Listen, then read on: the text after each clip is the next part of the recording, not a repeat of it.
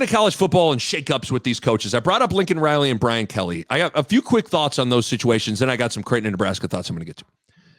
First of all, like most have pointed out, but it bears repeating, some of this craziness that we've seen happen is on the NCAA and the implementation of the early signing period in December.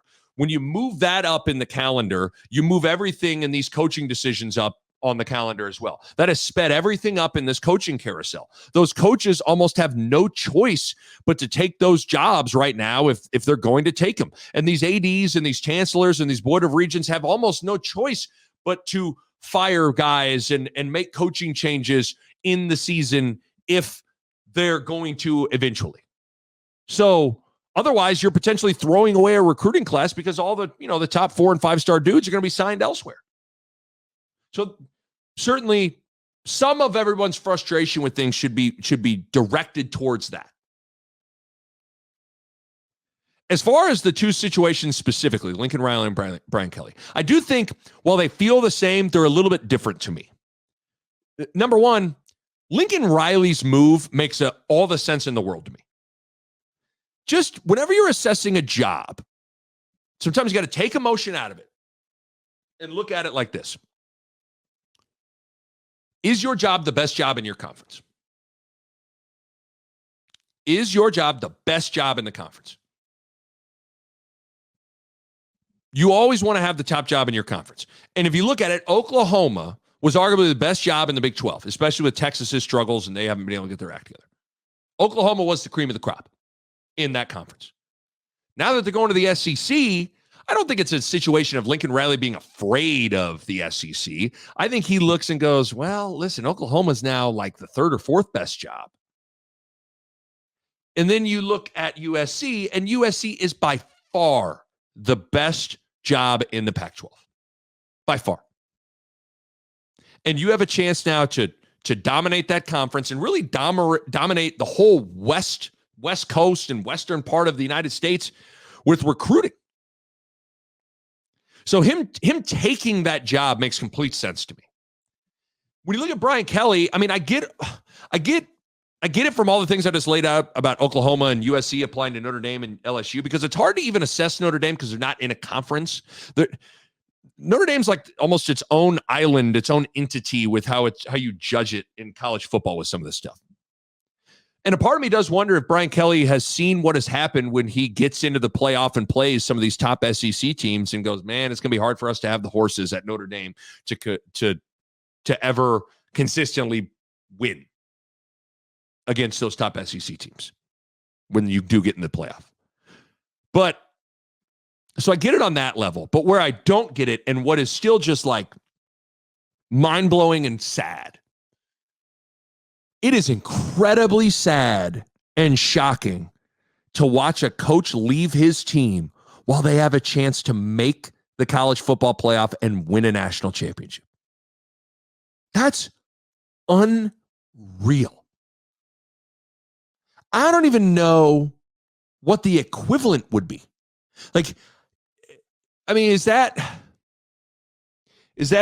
Greg McDermott when Creighton is going to be a 3 seed in the NCAA tournament, leaving to take the Louisville job right before the NCAA tournament? Is that Xavier when the year they were the 1 seed with Chris Mack, leaving right before the NCAA tournament to take the Louisville job? It's pretty unbelievable. I don't even know what you would compare it to. Notre Dame could make the playoff make the college football playoff if the right teams lose. And then obviously you're in the playoff, you're playing for a national title. And he just walked away. Just walked away from that. And I couldn't imagine as a player how you'd feel given that knowledge. Like knowing that the committee is taking Brian Kelly's absence into consideration when ranking them right now, which is code for you ain't getting in. Imagine, I just couldn't imagine working your ass off as a player to have a chance at a title, to win a national title, only to have your coach leave right before the season ends. And not only does he leave you, but his decision to leave you could be the difference between you getting into the playoff or not getting in the playoff. I mean, wowza. So there's that. I also recognize that, like, I don't know, that still is, I don't know if I've fully even processed that. Now, with both situations, Lincoln Riley and Brian Kelly, I also recognize the reality that whether any of us want to admit it, we all have a price. We all have a price. I'm in my house right now. I love this house. Moved in September of 2019, done some work to the backyard, put some money into it. I love this place. That doesn't, and I have no intentions of moving, but if someone knocked on my door right now and said, I'll pay you this amount of money for it, and it was the right amount, I'd be like, honey, pack up. We're out of here. Everything has a price. For as much as all you right now out there right now want to act like I would never do anything like Lincoln Riley and Brian Kelly would do, well, for $100 million, there's a lot I'll do. What's that Chris Rock line, which is a great line? A man is only as faithful or loyal as his options. Like it or not, that's true most of the time. Sometimes there is an amount of money that is just too much to pass up. So there's also that element of it too. And I also think with Lincoln Riley, I wonder if, like, I'm a guy that would value my privacy and some element of being able to go out and live my life without being in a fishbowl. And I think Los Angeles allows for that more so than Norman, Oklahoma. Like, sometimes I wonder what it's even like for Scott Frost. Can Scott Frost or, Tom Osborne back in the day, or Tom Izzo in East Lansing, or Bill Self in Lawrence, Kansas, or Nick Saban in Tuscaloosa, can those guys go anywhere without literally feeling like they're in a fishbowl and everyone's staring at them and everybody's crowding around? In LA, you can get lost in the millions of people and celebrities of it all. And I wonder if there's also that a little bit for Lincoln Riley. So there's a lot to consider. By the way, watching these coaching situations and coaching changes and guys leaving and all that stuff has kind of drummed up some old emotions and memories for me, because unfortunately, I'm very experienced as a player and a recruit with what these situations are like to go through. And I tweeted some stuff about this earlier this week, but what's tough is lost in the whoa and excitement and discussing all these sorts of situations. Brian Kelly, LSU, USC, oh my God, Lincoln Riley. What? Lost in all those conversations is there are some 18-year-old recruits and even some players on the current rosters whose lives have just been flipped completely upside down. Been just completely flipped upside down. Now, that's the nature of life, but it doesn't change that fact. Because I dealt with it. I've on two fronts. Like I vividly remember April 2003. I was at Lincoln Southeast High School. I had just gotten some shots up after school. I'm driving home. I come into my front door. I turn on the TV right there in my kitchen, and I see the news on ESPN. Roy Williams leaves Kansas, going to be the head coach at North Carolina. And I thought I was going to faint in my kitchen.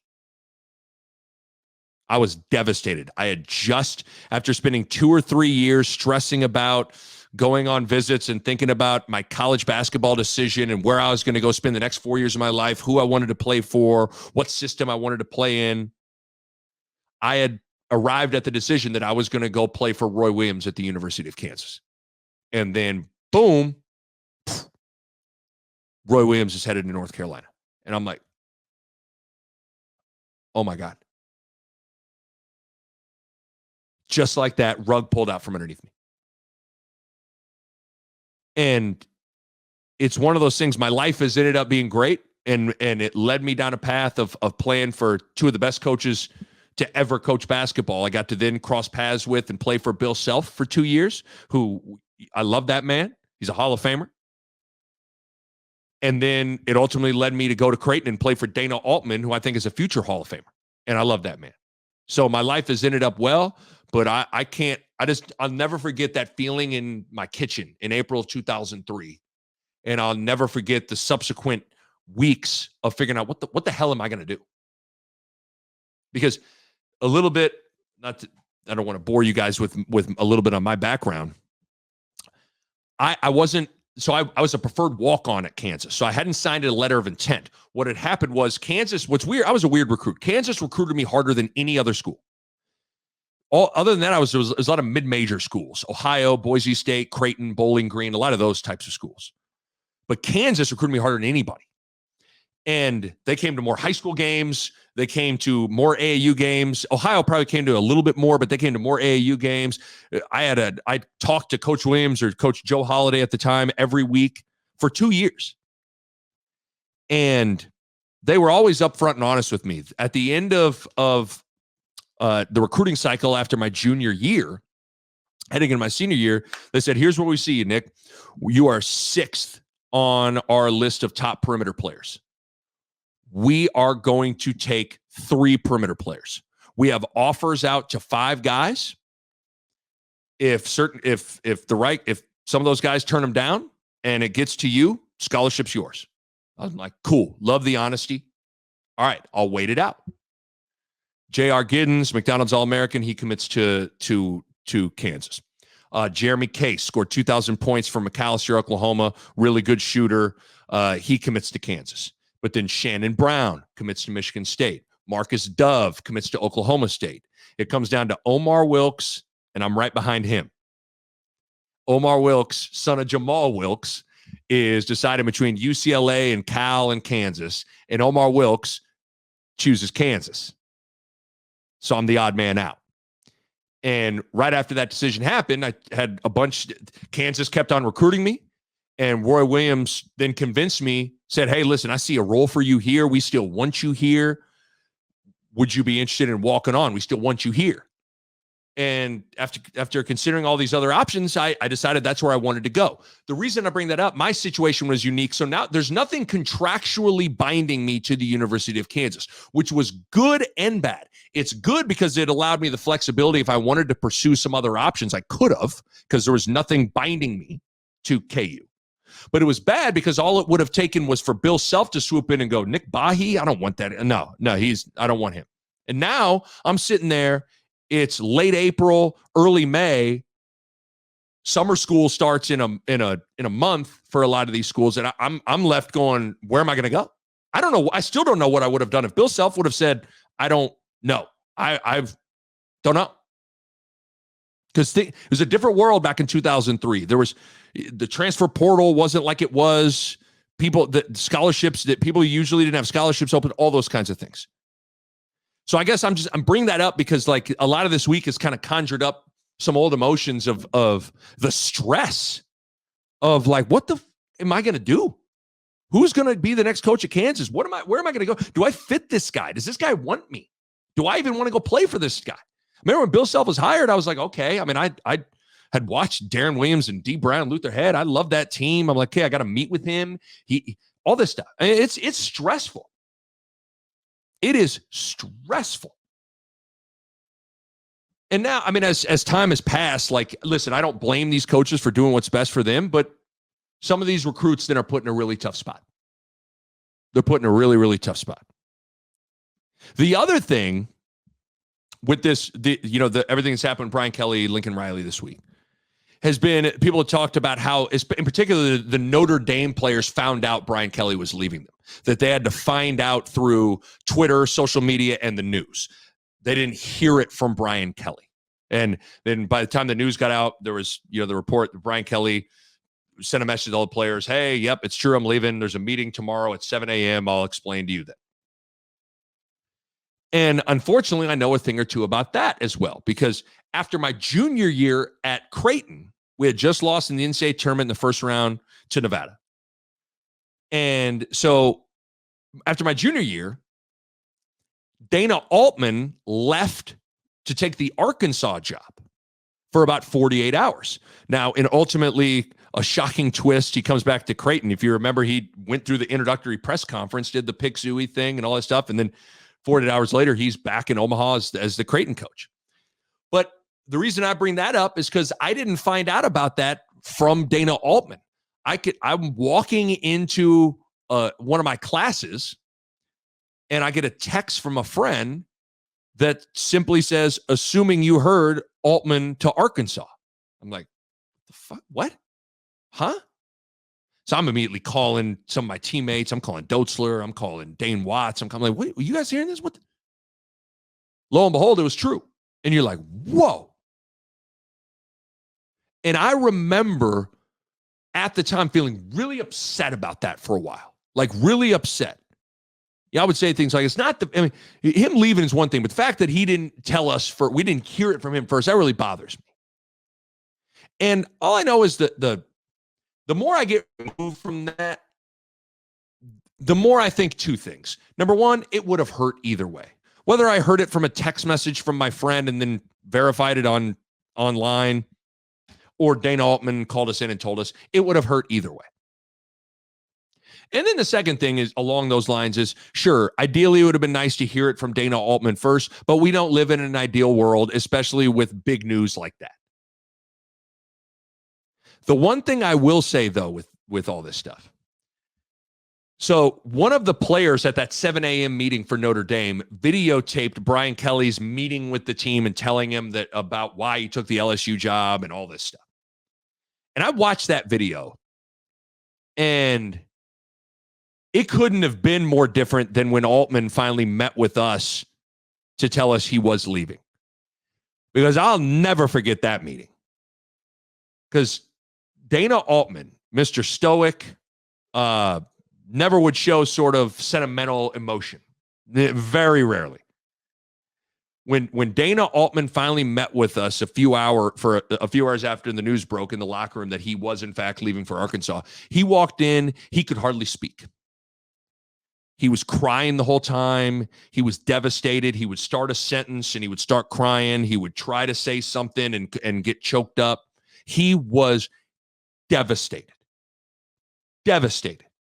It was clear he was torn up about the decision. You contrast that with Brian Kelly.